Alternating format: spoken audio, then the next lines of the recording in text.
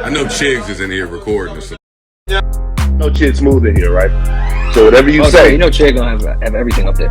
whatever you say, Chid's gonna be on YouTube with it, man. When the grift stops working, you go back to the black community. Candace Owens has been rubbing a lot of people wrong lately. After doing her rounds with black media, you guys remember Candace Owens went on Joe Budden. And then she did Breakfast Club a couple days ago, and I believe she's done a couple other spots as well. A lot of people thought it was strange. Well, it wasn't that strange anymore until it was announced that Candace Owens got fired from the Daily Wire. Candace Owens is a polarizing figure. You either love her or you hate her. Some people feel like Candace Owens tells the uncomfortable truth about black people. Most of it is truth that the community needs to hear and to heal itself. And other people feels like Candace Owens only talks bad about black people. Every single community out there has its own bad spots. Obviously, if you keep highlighting it to the public every single time you speak, it's going to look like you're purposely targeting that community. One person that is calling out Candace Owens on her bullshit is Mysonne. Looks like Mysonne is also tired of her grifting ways as well. Here's what he said about Candace Owens getting fired and also being platformed by black people. Tell me what you guys think about this, man. Does Mysonne have a point? Post comments below. Subscribe to my channel, like this video. I'll see you guys later, man.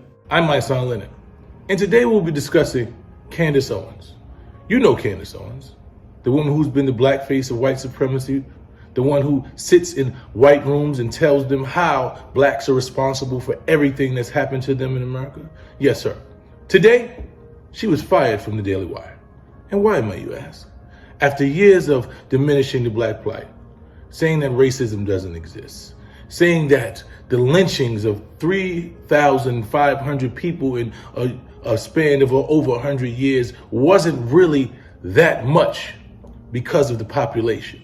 After years of diminishing every death from George Floyd to Breonna Taylor to Ahmaud Arbery and a host of others, and blaming them for their own murders and saying that no one in America is experiencing racism, and racism is not even one of the 100 things that are affecting black communities. Yes, after saying things like that, she was relieved of her duties today because she had upset the Jewish community.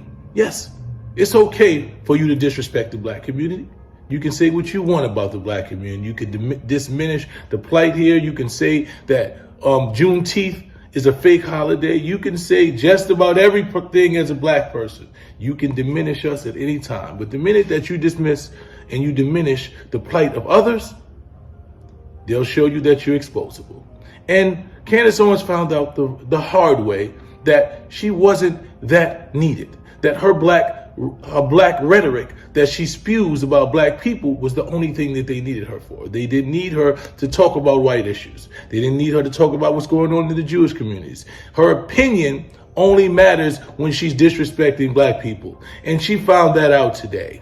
And why might you say that I'm talking about this? Because recently, Candace Owens has been on a black tour. Yes, she's went to the Breakfast Club, also platforms like Joe Budden, and she's been spewing how much black she is and how much she loves black people and all of these things, but it's never showed it. She has never done anything to contribute to the growth of the black community. Not $1 has she contributed to any program to help black America. You can't see Candace Owens protesting in favor of anything that has to do with black America. But yes, today, Candace Owens is black again, and she wants us to stand by her side.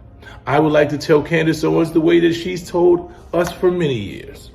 Go, and I mean that in the most beautiful way possible. I don't want any harm to come to you physically, but I need you to have some level of atonement. I need you to sit in your room and think about how black people have felt about the words that you've used for the last 5 or 6 years. Yes, think about Ahmaud Arbery's mother. Yes, think about George Floyd's family. Yes, think about Breonna Taylor's family and how they felt when you called her a drug queen. Please think about that. Think about the numerous black people's plights that you diminish every day because you all have proximity to whiteness. So now there's a little less proximity to whiteness and you're black again. Think about that. You know, go back to those days when you're in high school and those people called your phone calling you nigger and the NAACP stepped up for you. And rather than being grateful that they stood by your side, you said that they used you. That they used you to raise funds. But you didn't say how they used you to raise funds for you. So you believe that an organization that decides to stand with you when no one else wants to stand with you should be poor. They should not have the funds to continue to run and stand by other black people, because that's what you think. You think everything that's about black is a grift. Everyone who's doing anything black and staying up for black should not raise funds. They should not have money. They should not have nice things. Only black people that talk about white things. Only white people that talk about white things. So now maybe you'll sit back and you'll realize that you've been black all along. And they were utilizing you, Candace. Yes, they were utilizing you for their advancement. And now you are no longer needed. And they've thrown you to the side like they've done the rest of the niggers. Hey guys, shop with my boy Chick Smooth at chicksmooth.shop.